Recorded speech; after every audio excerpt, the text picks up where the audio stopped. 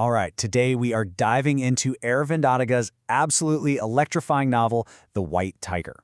This thing won the Booker Prize, and for good reason. It gives you this raw, scathing look at modern India, all through the eyes of a narrator you will not forget. A guy who introduces himself as a... Yeah, you heard that right. That's our protagonist, Balram Halwai. And this isn't just some edgy tagline. He truly is all of these things, all at once. It's this wild contradiction that sits right at the very heart of the entire story. So that's the million-dollar question, isn't it?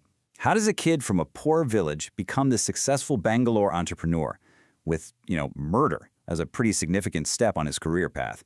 Well, the answer is a dark, brutal, and totally captivating journey. Now, one of the coolest things about this book is how it's told. It's not your typical story. The whole thing is written as a series of letters from Balram to the Premier of China, who's about to visit India. And through these letters, Balram lays out his whole life story, giving this incredibly raw, unfiltered voice to India's massive and so often invisible servant class.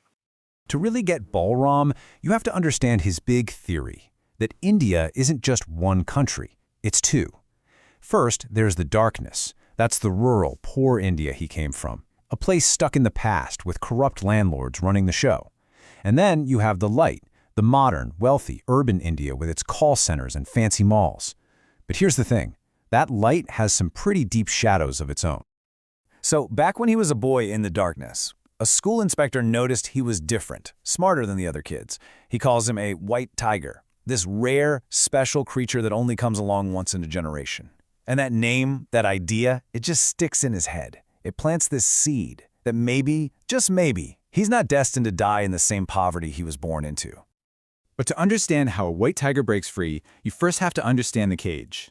And Adiga gives us one of the most powerful and chilling metaphors in all modern literature to explain it, the rooster coop. So, what is the rooster coop? Well, Balram describes how roosters in a market cage can literally see and smell their brothers being butchered right in front of them. They know exactly what's coming. And yet, they never rebel. For Balram, that's the perfect image for India's poor. They're trapped in this system, they know their fate, but something deep inside keeps them from ever fighting back. And here's the real gut punch. The cage isn't just about rich people keeping the poor down. Balram says the real trap, the real lock, is on the inside. It's guarded by the servants themselves, their sense of duty, their loyalty to family, this deep-seated fear of what would happen if they dared to step out of line. It's a prison for the mind. But Balram, he's the white tiger, remember? He is the one animal who is going to figure out a way out of that cage. And his climb to the top is, well, it's as clever as it is horrifying. He's got a plan, and it's methodical. First, he learns to drive, because he knows a modern skill like that is a ticket out.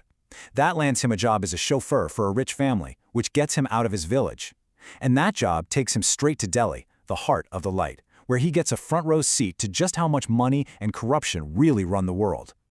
And once he's in Delhi, he learns to play the part. He puts on this mask, this perfect, contented smile for his masters. But underneath it all, he's like a sponge. He's listening, he's watching, and he's soaking up every hypocritical detail of their lives. And slowly, that loyalty he's supposed to have just dissolves. It gets replaced by this cold, hard resentment that's just simmering under the surface. And all that simmering resentment leads to this, the book's absolute turning point.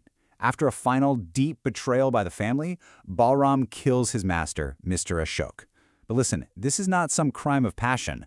Oh no, this is cold. It's calculated. It's an execution designed to do two things: sever his connection to his old life and get the cash he needs to start a new one. So how does he possibly justify this? Well, in his mind, it's the only path. To break out of the rooster coop, a cage everyone else just accepts, you can't be a normal rooster. You have to become something else entirely. A freak, a true white tiger that lives by its own rules. The murder isn't just a crime, it's his ultimate act of self-creation.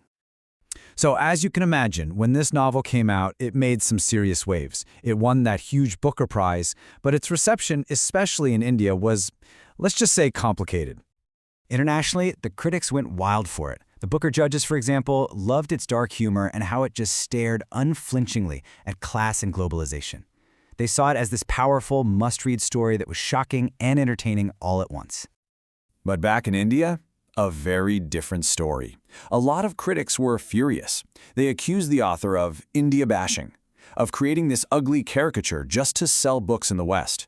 They felt it crossed a line, damaging the country's image and spitting on the whole India shining narrative.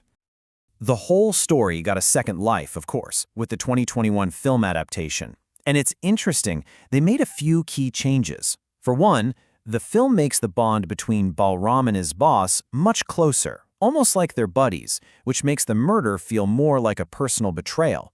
The movie also pulls back on the book's sharp satirical humor and goes for a much grittier, more serious tone. So, what's the big takeaway here? At the end of the day, The White Tiger is way more than a rags to riches story. It's a brutal argument. It says that when a system is fundamentally broken and corrupt, old-fashioned values like loyalty and honesty, they're for suckers. The only way to win is to become amoral. Balram isn't a self-made man, he's a system-made monster. And that's the question the book leaves you chewing on long after you finish. Is Balram just a straight-up villain who did a terrible thing?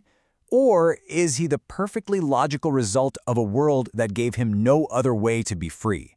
The book never hands you an easy answer, and honestly, that's what makes it so brilliant. It forces you to decide for yourself.